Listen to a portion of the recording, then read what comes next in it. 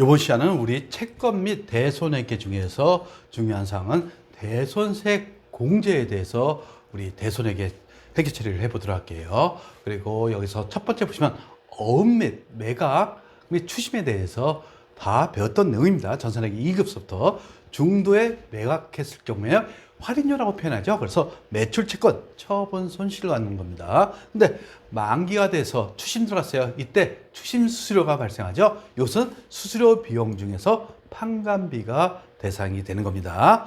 그리고 대손회계, 즉 대손충당금 계정 잔액이 충분하면 대손충당금만 제거하시면 되는 거죠. 근데 잔액이 부족한 경우 대손충당금 우선상계후 부족분에 대해서는 비용 처리한다는 것을 여러분들이 이해하시면 되겠어요.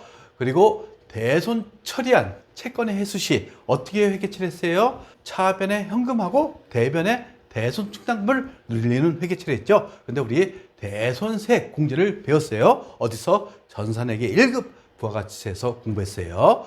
요것에 대해서 대손 처리한 채권 회수 시 회계 처리를 보도록 할게요. 주식회사 백두가 있고 주식회사 한라가 있어요.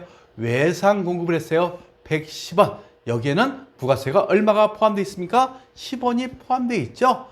그리고 이것에 대해서 매출세액 10원을 세무서 통해 납부했어요. 근데 외상 공급한 110원에 대해서 회수를 못하게 됐어요. 이것을 우리는 대손됐다고 그러죠. 따라서 110원에 대해서 회수를 못했으니까 즉 부가세는 누가 부담하는 겁니까? 소비자가 부담하는 거죠. 따라서 이 매출세액 납부했던 것을 돌려받을 수가 있어요. 이것을 우리는 대손세 공제라고 하죠. 근데 우연찮게 주식회사 한라가 살아갔고 110원에 대해서 회수를 하게 됐어요. 그러면 요 대손세 공제 받았던 것을 다시 토해내야겠죠. 따라서 차변에 현금 110원 하시며 대변에 대손충당금 100원만 늘리시면 되는 겁니다. 그리고 요 부가세를 다시 납부해야겠죠. 따라서 부가세 예수금 이렇게 회계 처리하는 거예요. 그리고 요 10원에 대해서 다시 납부하게 돼 있어요. 따라서 대손 처리한 채권의 회수 시에는 어떻게 한다고요? 대손충당금을 늘리면서 부가세만큼 별도 늘리시면 되는 겁니다. 근데 대손세 공제가 적용되지 않은 채권은 어떻게 회계 처리했습니까? 차변에 현금하면서 대변에 대손충당금을 늘리는 회계 처리만 하시면 되는 겁니다. 그리고 기말 대손충당금의 설정 이것도 다 배웠던 내용이죠. 결국 추산액이 많을 경우 어떻게 하는 겁니까? 대손상각비 차변에 비용 인식하시고 대손충당금을 늘리시면 되는 거예요. 근데 반대의 경우가 있겠죠. 반대의 경우 즉 대손 추산액이 더 적습니다. 이럴 경우에는 환입해야겠죠. 따라서 대손충당금을 줄이면서 차변에 대변에 대손충당금 환입이라는 계정 판관비에 있어요. 요것으로 회계 처리하시면 되는 겁니다. 이것은 판관비 중에서 마이너스로 표시되게 돼 있다는 거. 그래서 별도의 대손충당금 환입 계정이 있다는 것을 여러분들이 이해하셔야 되는 겁니다. 그리고 대손상각비 구분 채권에는 매출채권하고 기타 채권이 있죠. 즉 매출채권에 대해서는 대손상각비 판관비에 그리고 환입일 경우에는 대손상각비 환입이란 계정 판관비 이것은 대변에 발생되는 거죠.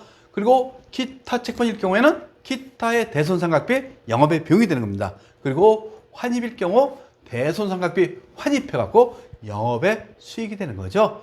표시 보시면 총회법하고 순회법이 있어요. 순회법은 대손충당금을 차감한 순액만 표시하게 돼 있어요. 이럴 경우 주석에 대손충당금 각 계정 과목별로 대손충당금을 주석에 표시하게 돼 있다는 거 참고적으로 보시면 되겠죠. 그리고 예제를 통해서 한번 회계 처리를 해보도록 할게요. 기초 대손충당금이 10만 원씩 돼요. 그러면서 3월 15일 날 외상매출금용 15만 원이 대손이 확정됐다고 되어 있죠. 결국 외상매출금 15만 원을 제거하시고 10만 원만큼 대손충당금을 제거하십니다. 그리고 대손상각비 5만 원 비용 처리하시면 되는 거죠. 결국 대손충당금 T계정 보시면 기초금액이 10만 원 이 중에서 10만 원이 대손됐으니까 외상매출금 10만 원 하시면 되는 거죠. 그리고 5만 원에 대해서는 비용 처리했어요. 그리고 두 번째 보시면 정기에 대손 처리한 대손세 공제 적용 채권 8만 8천 원이 현금 회수되었다 이렇게 했죠. 결국 여기에 부가세는 얼마가 포함되어 있어요? 8천 원이죠. 따라서 요 8천 원은 부가세 예수금으로 회계 처리하시면 되겠어요. 따라서 대변의 대손충당금 그리고 부가세 예수금 이렇게 나눠서 회계 처리한다는 거. 이런 것은 전산 세무 2급에 추가되는 내용이죠. 따라서 대손충당금 특이적으로 그려보시면 지금 현금 얼마? 8만 8천 원인데 그 중에서 8만 원이 대손충당금으로 늘리는 회계 처리했죠. 따라서 현금하고 8만 원 하시면 되는 거예요. 지금 대손충당금 잔액은 8만 원이 있습니다. 그리고 4월 30일 날 외상매출금 중 4만 원이 대손 확정됐다. 결국 외상매출금 4만 원 떨고 차변에 대손충당금 즉 8만 원에 있던 것을 4만 원 제거하니까 어떻게 합니까? 지금 대손충당금 잔액은 4만 원이 있어요. 그리고 12월 31일 기말 외상매출금 잔액이 2천만 원인데 대손 추정률을 2%로 추정했다. 결국 40만 원이 기말 대손 충당금이 돼야 되는 겁니다. 따라서 대손 충당금 특이정 기말금에 구했어요. 얼마? 40만 원. 이게 대손 추산액이 되는 거죠. 그리고 대손 삼각비 얼마? 36만 원을 설정하시면 되는 겁니다. 결국 대손 추산액에서 설정 전 대손 충당금 잔액이 얼마였었어요? 4만 원 있었죠.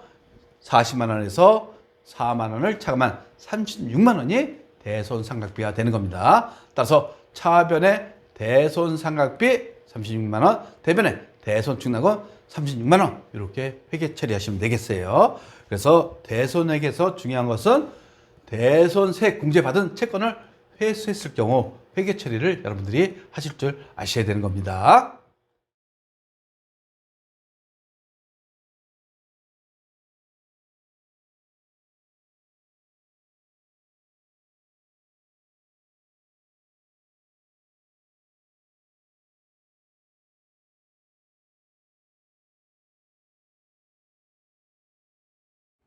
구독과 좋아요는 우리에게 큰 힘이 됩니다.